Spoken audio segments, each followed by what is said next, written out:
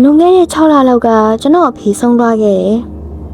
ကျွန်တော်နဲ့ကျွန်တော်အဖေဆက်ဆံရေးကတိတ်ပြီးမကောင်းခဲ့ကြပါဘူး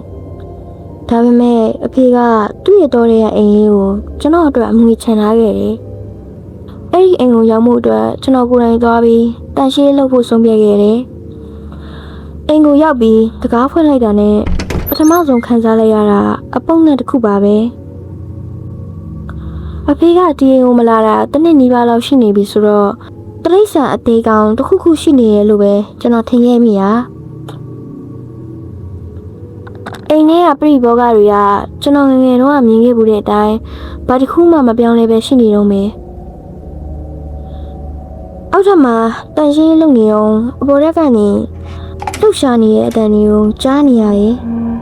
အဲ့ဒီအိမ်မှာမျက်နှာချက်ခန်းတစ်ခုရှိတာကိုကျွန်တော်သတိရသွားတယ်ကျွန်တော်လည်းကြွတ်တီရှိနေထင်ပြီးမျက်နှာချက်တကားကိုဆွဲချလိုက်တယ်လေကားပေါ်တက်သွားလိုက်ရတဲ့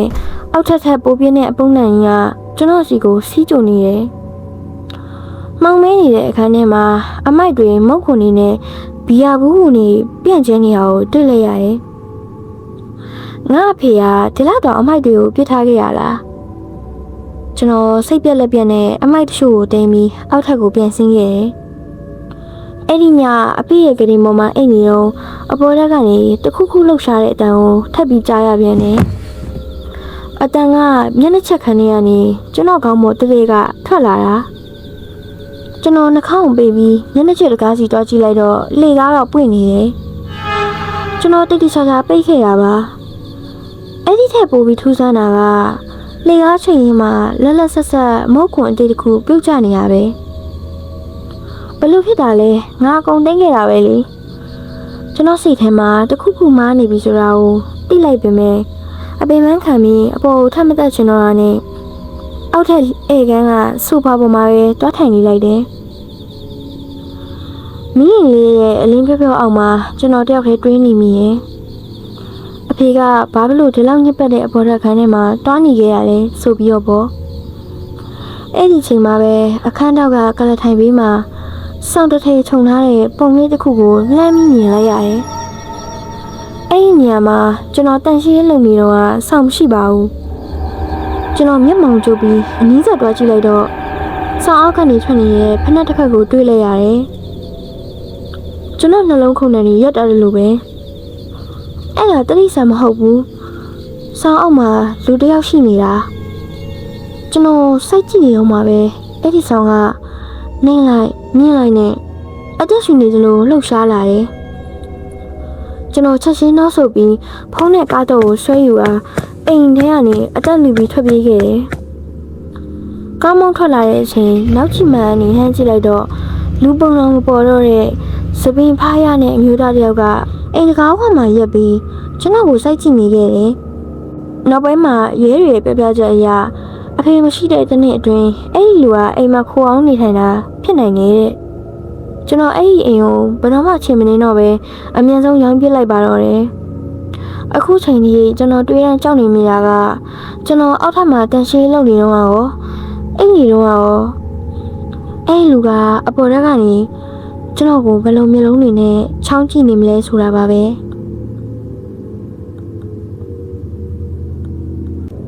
လူငယ်၄-၅နှစ်လောက်တုန်းကပေါ့ကျွန်တော်နဲ့ကျွန်တော်ကောင်မလေးတို့ကနေ့စဉ်ဘဝရဲ့ဖိအားတွေကြားထဲမှာမွန်းကျက်နေခဲ့ကြတယ်။အဲဒါကြောင့်ကျွန်တော်ကောင်မလေးကတောထဲမှာအိမ်တစ်လုံးမှာရက်နေငယ်တော့အနားယူဖို့အကြံပေးခဲ့တယ်။ကျွန်တော်မှလည်းငွေကြီးကတိတ်ပြီးမပြည့်စုံတော့ကျွန်တော်ရဲ့အရင်နှီးဆုံးတငယ်ချင်းရန်နေနဲ့သူ့ရဲ့ရီးစားကိုပါဇိမ်းမြခံပြီးခေါ်ဖို့ဆုံးဖြတ်ခဲ့ကြတယ်။ဒါပေမဲ့ခီးမထခင်တပတ်လောက်အလိုမှာပဲရန်နီတို့စုံတဲ့ကလမ်းခွဲလိုက်ကြတယ်။ရန်နီကကျွန်တော်တို့ကိုအားမနာပဲတွားကြဖို့ပြောမိမယ်နောက်တစ်နေ့မှာပဲသူနဲ့အတူလိုက်ခဲ့မဲ့မိန်းကလေးအစ်တယောက်ကိုရှာတွေ့ထားပြီလို့ပြောလာတယ်သူမရဲ့နာမည်ကလူစီတဲ့ခရီးစားထွက်တဲ့နေ့မှာလူစီနဲ့စဆုံတယ်သူမကအရန် ACB စကားနဲ့ရတယ်လမ်းတစ်လျှောက်လုံးကျွန်တော်ရဲ့ကားပေါ်မှာသူမရဲ့အသက်ရှူတန်းလွယ်ပြီးဘာတမ်းမှမကြားရတော့ပါပဲသူမကဘေဟေတီတစ်ခုလိုပဲတော်တဲ့အိမ်လေးကိုရောက်တော့ညဘက်မှာမိဖို့ပေးထိုင်ပြီး အပြော်လဲဦးနှုံကစားကြဖို့စတေစီကအကြံပေးခဲ့တယ်။အဲ့ဒီအချိန်မှာပဲကျွန်တော်တို့တခါမှမမြင်ဘူးတဲ့လူစီရဲ့အခြားမျက်နှာတစ်ခုကိုစမြင်လိုက်ရတယ်။ကျွန်တော်ကောင်မလေးစတေစီကနိုင်ငံနီးလို့ဦးနှုံလို့အားရပါရထအော်လိုက်တဲ့အချိန်မှာပဲလူစီရဲ့မျက်နှာကရုတ်တရက်သွေးအေးနဲ့ဒေါသတကြီးကိုပြောင်းလဲသွားတယ်။နေကတ်တွေကိုခိုးကစားနေရမလား။သူမကအဲ့လိုမျိုးကလေးတယောက်လိုအော်ဟစ်ပြီးကျွန်တော်ကောင်မလေးစတေစီကိုဆွဆွဲတော့တာပဲ။သူမရဲ့အတန်ကတုံရင်နေပြီးမျက်လုံးတွေကလည်းပြူးထွက်နေတယ်။ဒီစိမ့်နေဖြစ်တဲ့ကျွန်တော်တို့ရှိမှတင်ဖဲချက်တွေကိုဒေါသတကြီးလှစ်ပစ်လိုက်ပြီးအခန်းထဲကနေထွက်သွားတယ်။ကျွန်တော်တို့တောင်းတော့တာဘာပြောရမလဲမသိကြောင်ပြီးကျက်နေခဲ့တာပေါ့ဒါကတာမန်စိတ်ဆိုးတာမျိုးမဟုတ်ပဲတခုခုမှားယွင်းနေပြီဆိုပြီးတော့ကျွန်တော်တွေးခဲ့မိရဲ့အဲ့ဒီညတကောင်ရံမှာကျွန်တော်လက်နိုးလာခဲ့တယ်ကရင်ချီမှာလူရိပ်ကြီးတစ်ခုကမတ်တက်ရက်နေတာကျွန်တော်လည်းလက်ပြီးတိတ်ဆာကြည့်လိုက်တော့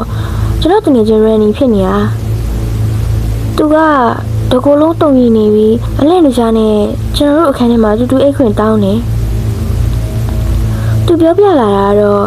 သူအိပ်ပျော်နေတော့တခုခုကိုခံစားရလို့နိုးလာတဲ့ခါမှာလူစီကဂရင်ချင်းရနေသူ့ကိုစိုက်ကြည့်နေတာတဲ့ဘာလို့နေရလဲလို့မေးတော့သူမကနင်းအိတ်နေတာကိုငါကြည့်ပေးနေတာအဲ့လိုမျိုးသူ့အေးနဲ့ပြန်ဖြစ်ရဲ့တဲ့အဆိုးဆုံးကတော့သူမကအခန်းပြင်ထွက်သွားပြီးနောက်ရန်နီကဂရင်ဘောကိုစမ်းကြည့်လိုက်တဲ့အခါစာအုပ်မှာဓာတ်ကြီးတစ်ချောင်းတွေ့လိုက်ရတာပါပဲရန်နီကတော့အိမ်ရှိခန်းထဲမှာလူစီတယောက်တည်းတချင်းတူတူလေးညီးပြီးကားခုံနေရအောင်မြင်ခဲ့ရလို့အသက်လူပြီးပြေးလာတာပါတဲ့မိုးလင်းတော့လူစီကဘာမှမဖြစ်ခဲ့တယ်လို့မျိုးမိဖို့ကြောင့်မှပကံစီးနေရဲ့ဒါပေမဲ့ရန်နီကသူမရဲ့အိတ်တွေကိုခိုးကြည့်လိုက်တဲ့အခါအိတ်ဓာကြီးကလွယ်ထဲမှာအဆင်ပြေရှိနေတော့မယ်တဲ့ကျွန်တော်တို့အထုပ်ဘိုးတွေတောင်တိတ်ချမသိမ်းနိုင်မယ်အဲ့ဒီအိမ်ကနေချက်ချင်းကားမှပြီးထပ်ပြေးခဲ့ကြရတယ်နောက်ပိုင်းမှာတော့လူစီရဲ့နောက်ကျောင်းကိုရှာဖွေခဲ့ပေမဲ့ဘယ်နေရာမှရှာမရခဲ့ဘူးသူမကနာမည်အတူတုံးခဲ့ရလားအဲ့ဒီညကသူမတာအခန်းထဲကိုဝင်လာခဲ့ရင်ဘာတွေဖြစ်သွားမလဲဆိုတာတွေးမိရင်အခုထိကျွန်တော်ကြောစိတ်နေမိတော့မှာပဲ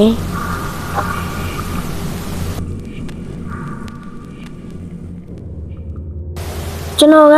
လူတွေနဲ့ရိုးရိုးနှောနှောနေရတဲ့အထက်တယောက်တည်းအချိန်ကုန်ရတာကိုပိုပြီးမျက်နှိုးတဲ့လူပါလွန်ခဲ့တဲ့နှစ်အနည်းငယ်ကကျွန်တော်ရဲ့ဒီကျင့်တိုင်းညနေ2 နာရီလောက်ဝေးတဲ့တောအိမ်လေးတစ်လုံးကိုငှားပြီးထွက်လာခဲ့တယ်ဒီရဲ့ချက်ကတော့တောထဲမှာလမ်းလျှောက်မင်းစားဖက်မင်းဒီလောက်ပါပဲဒါပေမဲ့ဒုတိယမြောက်နေ့တောထဲမှာလမ်းလျှောက်နေတော့ကျွန်တော်အနောက်ကနေခြေရာခံလိုက်နေတယ်လို့မျိုးတိတ်ကန်းချုပ်နေနေကြားခဲ့ရတယ်ကျွန်တော်လက်ကြည့်လိုက်တိုင်းဘယ်သူမှမတွေ့ပေမဲ့ဒဇုံတယောက်ရဲ့စောင့်ကြည့်မှုကိုခံနေရတယ်ဆိုတဲ့အတီးကကျွန်တော်ကိုအိမ်ထဲထိအပြေးလားပြန်ပြီးဝင်လာစေခဲ့တယ်အဲ့ဒီလိုနဲ့ည7 နာရီလောက်မှာပေါ့ကျွန်တော်အိမ်မှာတချင်းသားဟောင်းနေစာဖတ်နေတော့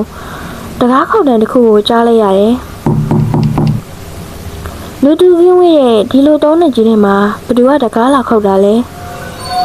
ကျွန်တော်တကားမှန်မှာပါတဲ့မှန်ပရိမောက်ကနေလှမ်းကြည့်လိုက်တဲ့အခါမြင်လိုက်ရတဲ့မြင်ကွင်းကကျွန်တော်ကိုအံ့ဩသွားစေရဲ့အပြင်မှာရက်နေတဲ့လူကနွမ်းပါနေတဲ့လူမဟုတ်ဘူးဝတ်ဆောင်ပြည့်နဲ့စပင်းကိုတိတ်တိတ်တက်တက်ဖီးလိမ့်ထားတဲ့လူတယောက်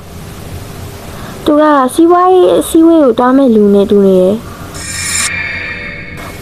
တေလိုတော်ထဲမှာည7 နာရီဒီဝတ်ဆောင်နဲ့ဘာလာလုပ်နေရလဲကျွန်တော်ကတကားကိုမဖွင့်မဲဘာလို့ကျင်တာလဲလို့လှမ်းမိလိုက်တယ်အပြင်ကလူကခဏလောက်ငြိမ်နေပြီးစိတ်ခံစားချက်လုံးဝမရှိတဲ့အတိုင်းနဲ့ပြန်ပြေးတယ်ကျွန်တော်လမ်းပြောင်းနေလို့ပါကျွန်တော်ကောင်မလေးကိုလည်းရှာမတွေ့တော့လို့ဖုန်းဆက်ဖို့အိမ်ထဲပေးဝင်ပါတဲ့သူ့တန်ကလမ်းပြောင်းနေတဲ့လူတယောက်ရဲ့အတန်မျိုးမဟုတ်ဘဲနဲ့အေးဆက်ပြီးတင်းရင်လုံးနေတယ်ကျွန်တော်ကအပြင်မှာပဲစောင့်နေရက်ခေါ်ပေးမယ်အဲ့လိုပြောလိုက်တော့သူကထပ်ပြီးငြင်းကြတော့ပြန်တယ်ပြီးတော့ မဟုတ်ဘူးအပြင်မှာတစ်ခုခုရှိနေတယ်ကျွန်တော်အိမ်ထဲမှာပုံမှုလို့တယ်အဲ့လိုပြောနေပေမဲ့သူ့ရဲ့တင်းငင်လုံးတဲ့အမူအရာကကျွန်တော်ကိုပိုပြီးကြောက်လန့်စေခဲ့တယ်ကျွန်တော်ဖုန်းသားယူဖို့ပြင်လိုက်တဲ့အချိန်မှာပဲအဲ့ဒီလူကတကားကိုအတင်းထုတော့တာပဲကျွန်တော်လည်းစိတ်တူတူနဲ့ပြန်ပြီးအော်ဟစ်လိုက်တော့ရုတ်တရက်အပြင်ကလူကတဟားဟားနဲ့ရင်တန်ကြီးထွက်လာတယ်သူကသူ့မျက်နှာကိုတကားဘက်မှာအတင်းကပ်လိုက်ပြီးကျွန်တော်ကိုစိုက်ကြည့်ရင်းနဲ့ပြောလိုက်တဲ့စကားတွေကကျွန်တော်နှလုံးသားကိုတုံ့ဝင်နေရက်သွားစေရဲ့ကဲပါပစ်တာရဲ့တကားကိုဖွင့်ပေးလိုက်စမ်းပါတော့ကျွန်တော်တွေးဖြစ်သွားတယ်ဒီလူစိမ်းကကျွန်တော်နာမည်ကိုဘယ်လိုသိနေရလဲကျွန်တော်ချက်ချင်း911ကိုဖုန်းဆက်လိုက်တယ်ရဲတွေရောက်လာတဲ့အချိန်မှာအဲ့ဒီလူကပျောက်ချင်းမလားပျောက်သွားပြီဒါပေမဲ့အဆိုးဆုံးကတော့ကျွန်တော်ကားရဲ့တာယာလေးလုံးစလုံးကိုဓာတ်နဲ့စိတ်စိတ်အမောင်မှာဖောက်ထားတာပါပဲရဲရာစီကြီးကကျွန်တော်ကိုမြို့ရဲဟိုတယ်တစ်ခုကိုလိုက်ပို့ပေးခဲ့တယ်အဲ့ဒီနောက်ပိုင်းကျွန်တော်အဲ့ဒီရင်ကိုဘယ်တော့မှချိန်မနေတော့ဘူးအဲ့ဒီလူကကျွန်တော်ကိုဘယ်တော့နဲ့စောင့်ကြည့်နေကြရလဲကျွန်တော်နာမည်ကိုဘယ်လိုသိနေခဲ့တာလဲအခုထိဘာဖြေမှမရခဲ့ပါဘူးအဆိုးဆုံးကတော့အဲ့ဒီလူကအခုချိန်ဒီအပြင်မှာလွတ်လပ်စွာသွားလာနေတုန်းဆိုတဲ့အသိပါပဲ